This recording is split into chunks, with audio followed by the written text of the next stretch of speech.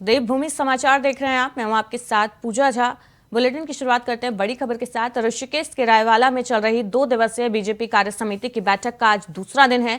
मुख्यमंत्री पुष्कर सिंह धामी और सरकार के सभी मंत्रियों ने इस बैठक में हिस्सा लिया। दूसरे दिन चलने वाली इस बैठक में केंद्र सरकार और राज्य सरकार की योजनाओं को संगठन के साथ मिलकर किस तरीके से प्रदेश के अंतिम छोर तक पहुंचाना है, इसको लेकर चर्चा की गई। साथ ही सरकार की योजनाओं को जन जन तक पहुंचाने में सरकार के जो मंत्री हैं वो कितना सफल रहे, कितना सफल साबित हुए, इसको लेकर इस बैठक में मंथन किया गया, चर्चा की गई और आगे के लिए रणनीति बनाई गई कि किस तरीके से सरकारी योजनाओं का लाभ और उनकी जानकारी जन जन तक पहुंचाई जाए। साथ ही जो जिले के प्रभारी हैं उन्होंने किस तरीके से अपनी जिम्मेदारियों का निर्वहन किया, इसकी परख की जाएगी इस बैठक में। 2 दिवसीय बीजेपी के कार्य समिति की यह बैठक है। आज इस बैठक का दूसरा दिन है। कल भी ये बैठक हुई थी जिसमें प्रदेश में निकाय चुनाव और आगामी लोकसभा चुनाव को लेकर रणनीति पर मंथन किया गया, चर्चा की गई। कार्य समिति की बैठक का आज दूसरा दिन है। मुख्यमंत्री पुष्कर सिंह धामी इस बैठक में शामिल हुए हैं।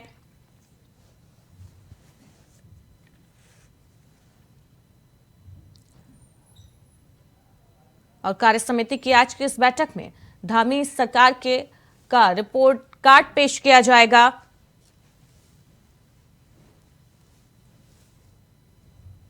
अभी पिछले दिनों राष्ट्रीय कार्यकारिणी की बैठक दिल्ली में हुई थी, जिसमें माननीय राष्ट्रीय अध्यक्ष जी के नेतृत्व में और माननीय प्रधानमंत्री जी का उसमें सभी कार्यकर्ताओं के साथ संवाद भी हुआ था, उनका मार्गदर्शन भी हुआ था। उसमें बहुत सारे विषय जो देश की सरकार ने किए हैं और भारत ने इन 8 सालों में जो बुलंदियों को छुआ है, एक भारत श्रेष्ठ भारत की कल्पना को लेकर जो काम केंद्र की सरकार माननीय प्रधानमंत्री नरेंद्र मोदी जी के नेतृत्व में कर रही है, उन सभी पर विस्तार से जो चर्चा हुई है वो यहाँ भी होगी। और उत्तराखंड राज्य से प्रधानमंत्री जी का एक विशेष लगाव शुरू से रहा है, उसके कारण से 1.25 लाख करोड़ से भी ज़्यादा की योजनाएं प्रदेश के अंदर वर्तमान में चल रही हैं लगातार। चाहे आज 4 धाम ऑल वेदर सड़कों की बात हो या हमारे यहाँ पर केदारपुरी का पुनर्निर्माण हो, बद्रीनाथ धाम का मास्टर प्लान हो, हवाई जहाज हवाई अड्डों का विस्तार हो, उन सभी पर तेज़ी से काम हुआ है। और जो योजनाएं केंद्र की सरकार ने राज्य के लिए दी है, निश्चित रूप से हम प्रधानमंत्री जी का धन्यवाद भी करते हैं। और उत्तराखंड की सरकार भी विभिन्न विषयों को लेकर सरकार और संगठन लगातार उत्तराखंड के अंदर यहाँ के जन सामान्य के जीवन को आगे बढ़ाने के लिए, उनको सहायता पहुंचाने के लिए, एक विश्वास का भाव जगाने के लिए कार्य समिति के माध्यम से बहुत सारे बिंदुओं पर यहाँ पर आज कल से लगातार चर्चा चल रही है कि समाज के अंतिम छोर पर खड़े हुए व्यक्ति तक हमारी सरकार पहुँचे, हमारा संगठन पहुँचे, उसके लिए हम लोग यहाँ पर बात करेंगे। बीजेपी के प्रदेश प्रभारी दुष्यंत कुमार गौतम ने कहा, जिस प्रकार से मन की बात कार्यक्रम में प्रधानमंत्री नरेंद्र मोदी देश के सभी राज्यों में समुचित विकास की बात करते हैं, उससे उम्मीद है कि उत्तराखंड राज्य में विकास के पथ पर जो निरंतर आगे बढ़ रहा है वो सिर्फ राज्यों की श्रेणी में शुमार हो जाएगा।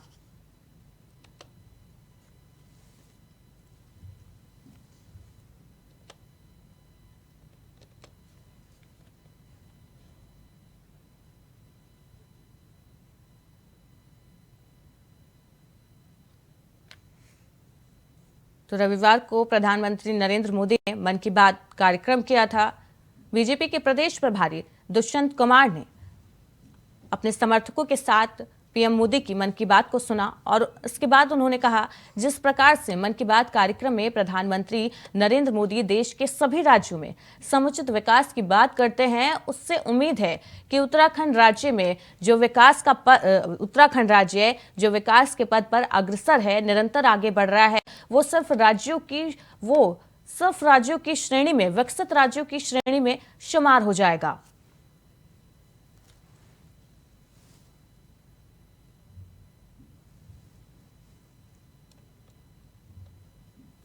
G20 है, वो सशक्तिकरण है, मन की बात है, एक भारत श्रेष्ठ भारत है। ऐसे अनेकों ने कार्यक्रम केंद्र के द्वारा चल रहे हैं, उनका काफ़ी हद तक उत्तराखंड आगे चल रहा है, उसके अंदर और भी अच्छा किया जा सकता है।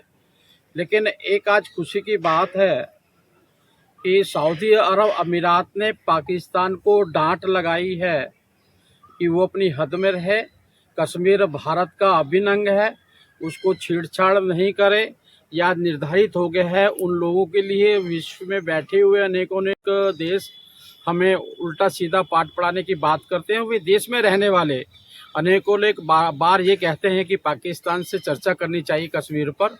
कश्मीर भारत का अभिन्न अंग है। यही कश्मीर नहीं, जो पाकिस्तान ऑक्युपाइड कश्मीर में है वो भी भारत का अभिन्न अंग है। ये निर्धारित हो चुका है और मोदी जी के नेतृत्व में एक मजबूत भारत, एक विकासशील भारत, परिवर्तित भारत चल रहा है।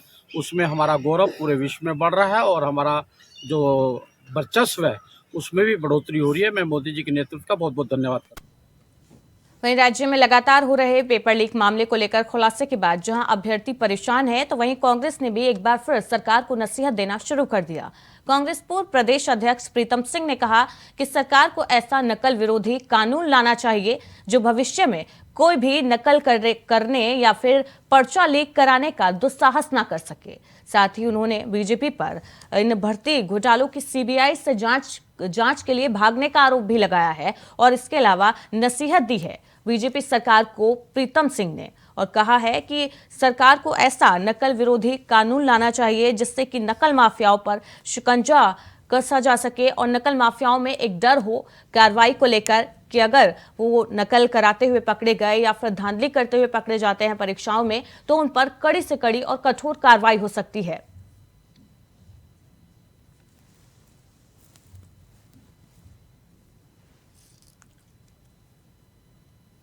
जो स्थिति वर्तमान समय में है वो बहुत गंभीर है। जो भी परीक्षाएं हो रही हैं उन परीक्षाओं में व्यापक स्तर पर जो है पेपर लीक हो रहा है, भ्रष्टाचार हो रहा है। उसको रोकने के लिए सरकार को सख्त कदम तो उठाने ही पड़ेंगे। मैं समझता हूं कि ऐसा हम नकल विरोधी कानून लाएं कि कोई भी जो है दुस्साहस ना कर सके कि वो पर्चा लीक करे या नकल कराने का काम करे। ये अच्छी बात है कि हाई स्कूल, इंटर कॉलेज या विश्वविद्यालय स्तर पर या जो आयोगों के माध्यम से एग्जाम होते हैं उसमें अगर सरकार ये करती है तो अच्छी शुरुआत है। ये जो स्थिति वर्तमान समय में है वो बहुत गंभीर है। जो भी परीक्षाएं हो रही हैं उन परीक्षाओं में व्यापक स्तर पर जो है पेपर लीक हो रहा है, भ्रष्टाचार हो रहा है। उसको रोकने के लिए सरकार को सब। फिलहाल एक छोटे से ब्रेक के लिए रुक रहे हैं, जल्द लौटेंगे। ब्रेक के बाद आपका स्वागत है और सीधे आपको महाराष्ट्र लिए चलते हैं, जहां पर लबाना समुदाय के कुंभ में शामिल होने के लिए यूपी के मुख्यमंत्री योगी आदित्यनाथ पहुंचे हैं। तो महाराष्ट्र के जलगांव में मंच पर दिखाई दे रही है। वहीं याद करिए अमृत महोत्सव के मुख्य आयोजन में प्रधानमंत्री मोदी जी ने भर भारतवासियों को पंचप्रण की याद दिलाई थी। ये पंचप्रण गुलामी के अंश को सदैव के लिए समाप्त करना। आपने देखा होगा राष्ट्रपति भवन के मुगल गार्डन का नाम अब अमृत उद्यान हो गया है। और मैं उत्तर प्रदेश से आया हूं ना, सरदेव भैयाजी जोशी जी यहां मंच पर हैं। अयोध्या में 500 वर्षों का इंतजार समाप्त करके भगवान राम का भव्य मंदिर का निर्माण भी हो रहा है। 500 वर्षों में न जाने कितने संघर्ष हुए, न जाने लाखों हिंदुओं को बलिदान देना पड़ा, पूज्य संतों को अपने आप को बलिदान देना पड़ा। लेकिन राष्ट्रीय स्वयंसेवक संघ के नेतृत्व में, पूज्य संतों के मार्गदर्शन में जब आंदोलन आगे बढ़ा, आज जब देश के अंदर भारत की सोच रखने वाली सरकार आई, अयोध्या में भगवान राम के भव्य मंदिर के निर्माण का मार्ग प्रशस्त हो गया। भव्य मंदिर का निर्माण कार्य इस वर्ष के अंत तक पूरा हो जाएगा और रामलीला अगले वर्ष के प्रारंभ में ही अपने भव्य मंदिर में विराजमान हो जाएंगे। हर भारतवासी गौरव के काशी में काशी विश्वनाथ धाम पूरी भव्यता के साथ हम सबको अपनी ओर आकर्षित कर रहा है। जो पहले 5 फुट की संकरी गली थी, आज प्रधानमंत्री मोदी जी के नेतृत्व में 50 मीटर का चौड़ा गलियारा बन गया है। एक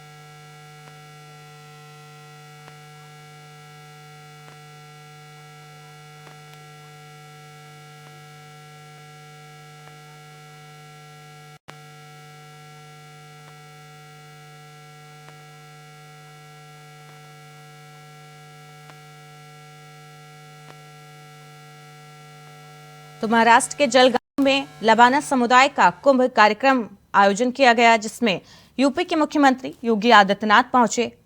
25 जनवरी को बंजारा समाज का ये कार्यक्रम शुरू हुआ था और आज इसका समापन है।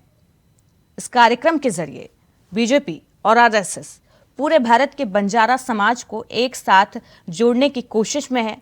समापन समारोह में सीएम योगी आदित्यनाथ शामिल हैं। यहां पर एक जनसभा को संबोधित किया, जहां पर उन्होंने कहा कि हाल ही में दिल्ली के मुगल गार्डन का नाम बदलकर अमृत उद्यान कर दिया गया। तो समापन समारोह में शामिल हुए हैं सीएम योगी आदित्यनाथ। लबाना समुदाय के कुंभ कार्यक्रम का आयोजन किया गया था 25 जनवरी को, और इसके समापन समारोह में सीएम योगी आदित्यनाथ पहुंचे हैं, जहां पर एक जनसभा को उन्होंने संबोधित किया।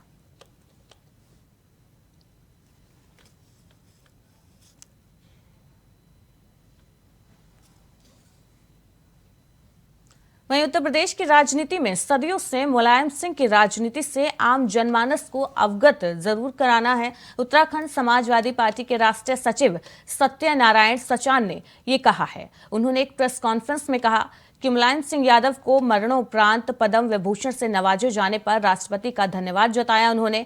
साथ ही सचान ने आगे कहा कि मुलायम सिंह भारत रत्न के हकदार हैं।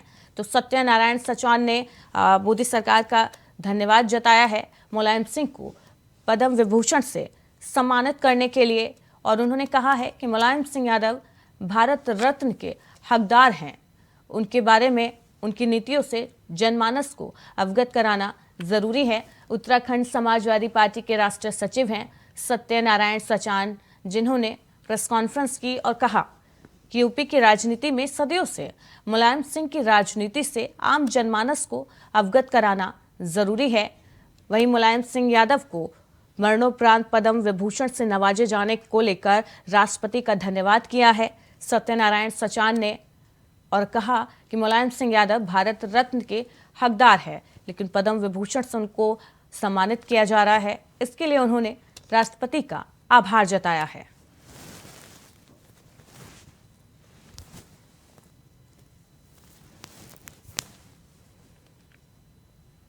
सैलाब था और उन्होंने कई ऐसे ऐतिहासिक कार्य किए। अब राज धर्म का मुख्यमंत्री के रूप में पालन किया, डिफेंस मिनिस्टर के रूप में जो उन्होंने किया कि जो पार्थिव शरीर है सैनिक का उसके घर जाएगा और अंतिम संस्कार जिलाधिकारी वहाँ जो एक राजकीय सम्मान के साथ होगा। ये बहुत बड़ी चीजें होती है। ये माननीय नेताजी को ठीक है उनको दिया गया, हम महामहिम राष्ट्रपति जी का धन्यवाद देते हैं, लेकिन नेताजी को भारत रत्न के उससे नवाजा जाना चाहिए। वो जन सैलाब था और उन्होंने कई ऐसे ऐतिहासिक कार्य किए। अब राज धर्म का मुख्यमंत्री के रूप में। वहीं उत्तराखंड के पूर्व सीएम और कांग्रेस के वरिष्ठ नेता हरीश रावत इन दिनों राहुल गांधी की भारत जोड़ो यात्रा में शामिल हुए हैं। राहुल की यात्रा के साथ हरीश रावत भी इन दिनों जम्मू कश्मीर में हैं, जहां से उनका एक वीडियो सामने आया। इस वीडियो में आप देख सकते हैं कि हरीश रावत बर्फ के बीच में खड़े हैं। इस वीडियो को शेयर करते हुए हरीश रावत ने लिखा, राहुल जी ने कहा था कि जम्मू कश्मीर मेरी पैतृक भूमि है, तो उनकी तपस्या ने आज बर्फबारी करके उनको और भारत जोड़ो यात्रा को अपना आशीर्वाद दिया है। कश्मीर को भी आशीर्वाद दिया है। कश्मीर की धरती भारत जोड़ो यात्रा को, जो प्रेम और मोहब्बत की यात्रा है, उसको अपना आशीर्वाद दे रही है। हमारी कामना है कि हमारी धरती का ये स्वर्ग शांति और अमन का स्वर्ग बन सके, तरक्की का स्वर्ग भी बन सके। तो राहुल गांधी की भारत जोड़ो यात्रा का आज समापन हो गया और हरीश रावत भारत जोड़ो यात्रा के समापन समारोह में शामिल हुए, रंगत बिखेरने का काम करेगा और यहाँ के पानी के स्रोत, यहाँ के जलवायु सब पर इसका सार्थक असर पड़ेगा। कश्मीर की धरती भारत जोड़ो को जो प्रेम और मोहब्बत की यात्रा है उसको अपना आशीर्वाद दे रही है, और हमारी कामना है कि हमारी धरती का ये स्वर्ग शांति और अमन का स्वर्ग भी बन सके, तरक्की का स्वर्ग बन सके।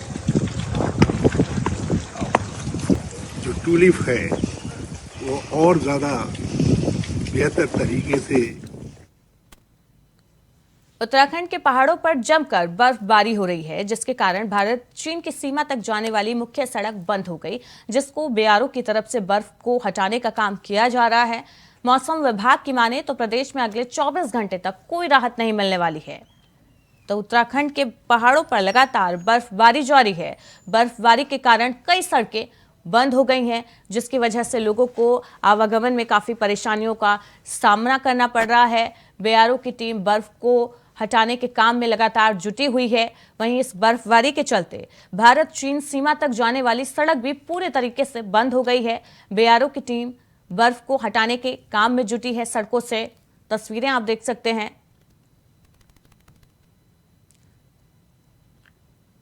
तो मौसम विभाग की भविष्यवाणी भी उत्तराखंड में सटीक साबित हुई है। उन्होंने बर्फबारी की आशंका जताई थी 30 जनवरी को, और जमकर बर्फबारी हो रही है। कई सड़कें बंद हो गई बर्फबारी के चलते।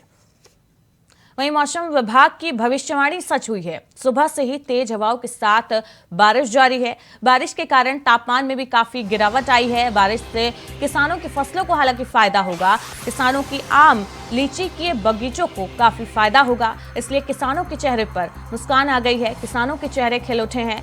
लेकिन कई इलाकों में बर्फबारी के चलते तापमान में काफी गिरावट आई है। लोगों को ठंड का एहसास हो रहा है। मुसीबत भी बढ़ी है, लेकिन किसानों के चेहरे खिल गए हैं, क्योंकि उनकी फसलों को फायदा हो रहा है इस बारिश और बर्फबारी से। आपको बता दें, मौसम विभाग ने भविष्यवाणी की थी कि 29 और 30 जनवरी को बर्फबारी हो सकती है। भारी बारिश की आशंका जताई थी, ऑरेंज अलर्ट भी जारी किया था, और मौसम विभाग की भविष्यवाणी सच साबित हुई। देर रात से जमकर मैदानी इलाकों में भारी बारिश हो रही है। वहीं पहाड़ी इलाकों में बर्फबारी हो रही है। सुबह से ही तेज हवाओं के साथ बारिश जारी है। बारिश के कारण तापमान में भी काफी गिरावट आई है। एक बार फिर से ठंड का जो एहसास है वो बढ़ गया है। हालांकि बारिश से किसानों के चेहरे खिले नजर आए, क्योंकि इस बारिश से उनकी फसलों को फायदा होगा। आम लीची के जो बगीचे हैं उनको इस बारिश से फायदा होगा, इसलिए किसानों के चेहरे पर मुस्कान आ गई है।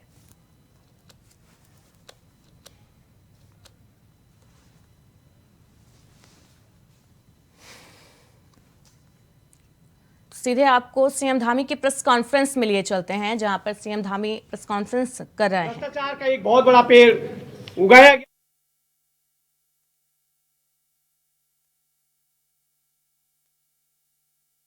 पूरे कार्य समिति के द्वारा माननीय इस अवसर पर आज हमारे यहाँ पर जी और हमारे यशस्वी मुख्यमंत्री माननीय पुष्कर सिंह धामी जी उपस्थित हैं, जो अभी तक हमारी प्रदेश कार्य समिति की बैठक में जो चर्चाएं हुई, जिस प्रकार से सरकार को संगठन के द्वारा जो अपने सुझाव दिए गए, माननीय मुख्यमंत्री के द्वारा उनको बड़ी गहनता से सुना गया, उसी पर मैं माननीय मुख्यमंत्री से अनुरोध करूंगा कि उसके संक्षिप्त आपके सामने विषय रखेंगे।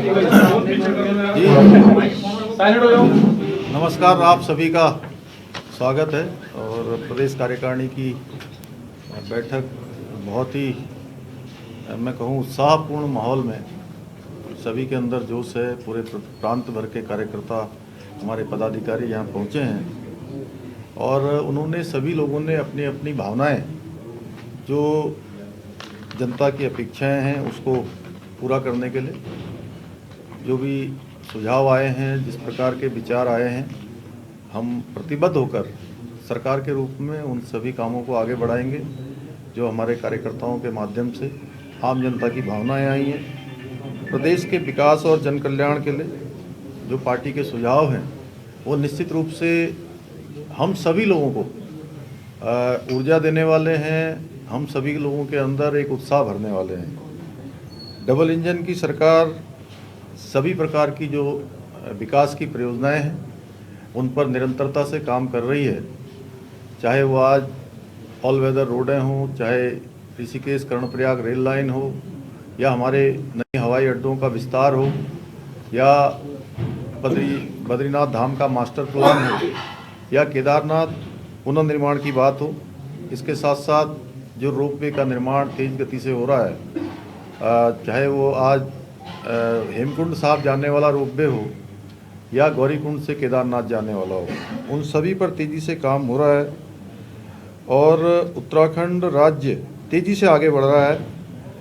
पिछले दिनों जो जोशीमठ की आपदा आई है, उसमें हमारे सभी प्रतिनिधियों ने हर संभव जो सरकार और हमारी संगठन के द्वारा काम किया गया है, सभी लोगों ने उन प्रयासों को बेहतर बताया है, उन प्रयासों को अच्छा बताया है और उस पर हमारा संकल्प है कि हम हर प्रकार से जोशीमठ शहर जो हमारा एक पौराणिक शहर भी है, एक पर्यटन का केंद्र भी है, सांस्कृतिक केंद्र भी है और सामरिक रूप से अत्यंत ही महत्वपूर्ण है, तो उस जोशीमठ शहर को बचाने के लिए हम हर संभव प्रयास कर रहे हैं। हाँ, ज़रूर है कि ये बात आज कार्य समिति के माध्यम से भी आई है कि कतिपय कुछ लोगों ने वहाँ पर कुछ विकास के एजेंडे को लेकर, अन्य चीज़ों को लेकर जो एक पूरा एक परिदृश्य बनाने का प्रयास किया है, वह कदापि राज्य के हित में नहीं है, क्योंकि चार धाम यात्रा हमारी अभी प्रारंभ होने वाली है और जोशीमठ के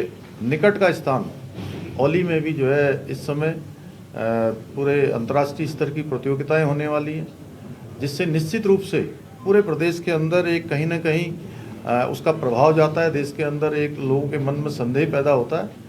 वह संदेह भी हमारी कार्य समिति के माध्यम से दूर करने का संकल्प लिया गया है कि हम चार धाम यात्रा को पूर्व की भांति, जैसे पिछले वर्ष एक रिकॉर्ड के रूप में हमारी चार धाम यात्रा चली थी और एक रिकॉर्ड बना था कि इतने 2 वर्षों के अंतराल के बाद यात्रा प्रारंभ हुई थी, लेकिन रिकॉर्ड तोड़ यात्रियों ने उस यात्रा में भाग लिया।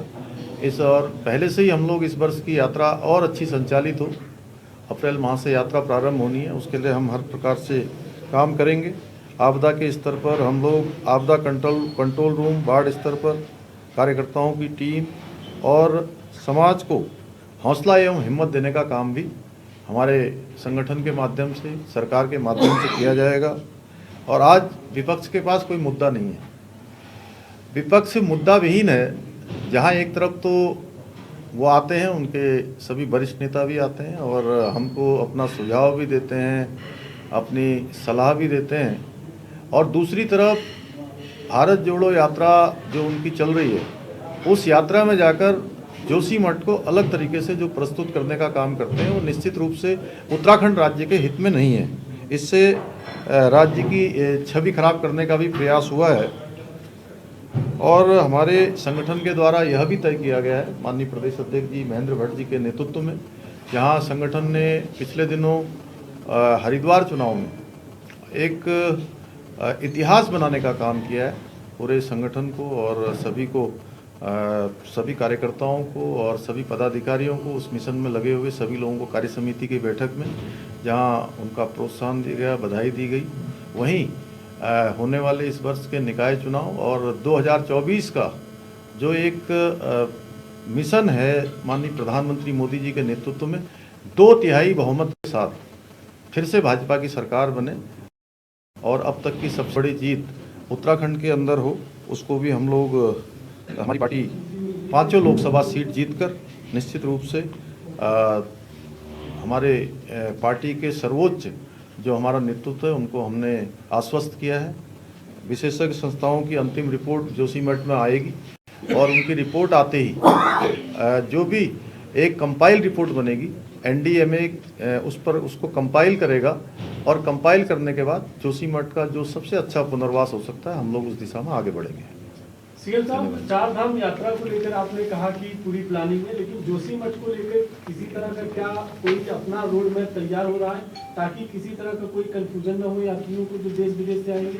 नहीं, देखिए, जोशीमठ को लेकर किसी को कोई कंफ्यूजन नहीं होना चाहिए। आज भी जोशीमठ के अंदर मैं बार बार कह रहा हूँ कि 70% जो वहाँ का जनजीवन है वो सामान्य स्थिति में चल रहा है और आसपास जाने वालों के लिए, बद्रीनाथ जाने वालों के लिए, ओली जाने वालों के लिए पूरी तरह से मार्ग खुला हुआ है। चार धाम यात्रा बिल्कुल सहज रूप में होगी और सुरक्षित होगी। सभी के लिए हम इस प्रकार की व्यवस्था को कर रहे हैं और जोशीमठ शहर बचे उसके लिए उसका वही स्वरूप बना रहे, वहाँ के लोगों का अच्छा पुनर्वास हो और उसके लिए जो 8 संस्थाओं की रिपोर्ट जैसे ही आ जाएगी और उसको कंपाइल होने के बाद हम उस दिशा में काम करेंगे। सर, अभी प्रदेश अध्यक्ष जी ने भी कहा कि जोशीमठ में कुछ माओवादी ताकतें माहौल खराब करने का प्रयास वामपंथी क्या कुछ ऐसा इनपुट सरकार के पास? ऐसे लोग जो पहले 4 धाम जो सड़कें बन रही थी उसमें भी विभिन्न प्रकार से अड़ंगा लगाने का काम कर रहे थे, जिनके लिए भारत, उत्तराखंड और यहाँ की जनता का हित कभी भी प्रथम स्थान पर नहीं रहा है, जो केवल विरोध के लिए विरोध करते हैं। ऐसे लोग आज भी कहीं न कहीं किन्हीं शक्तियों के प्रभाव में आकर इस प्रकार के काम कर रहे हैं कि सारे विकास के कार्यों को रोक दें, जो कदापि उत्तराखंड राज्य के हित में नहीं है। हाँ, ये जरूर है, हम लोगों के बीच में यह भी सुझाव लोगों के आए हैं कि जो विकास के कार्य हैं उनमें दोनों प्रकार का संतुलन हो, यानी कि इकोनॉमी और इकोलॉजी, पारिस्थितिकी और आर्थिकी दोनों का ध्यान